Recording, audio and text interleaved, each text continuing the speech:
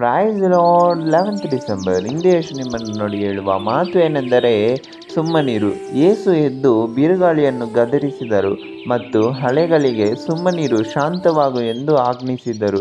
ಆಗ ಬಿರುಗಾಳಿಯು ನಿಂತು ಹೋಯಿತು, ಎಲ್ಲವೂ ಪ್ರಶಾಂತವಾಯಿತು ಎಂದು ಮಾರ್ಕನು ಬರೆದ ಸುವಾರ್ತೆ 4ನೇ ಅಧ್ಯಾಯ 39ನೇ ವಚನದಲ್ಲಿ ಹೇಳಲಾಗಿದೆ.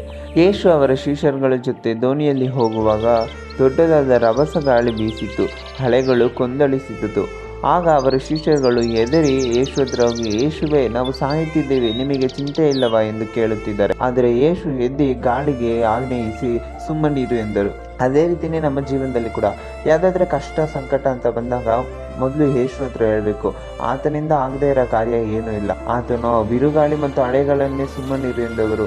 ನಿಮಗೆ ಬರುವ ಸಂಕಟ ಏನು ಅಷ್ಟು ದೊಡ್ಡದಾ? ಖಂಡಿತವಾಗ್ಲೂ ಇಲ್ಲ. ಯೇಸು ಎಲ್ಲರಿಗಿಂತ ದೊಡ್ಡವರು. ನೀವು ವರ್ಸ್ ವಿತ್ ಜಬರಾಜ್.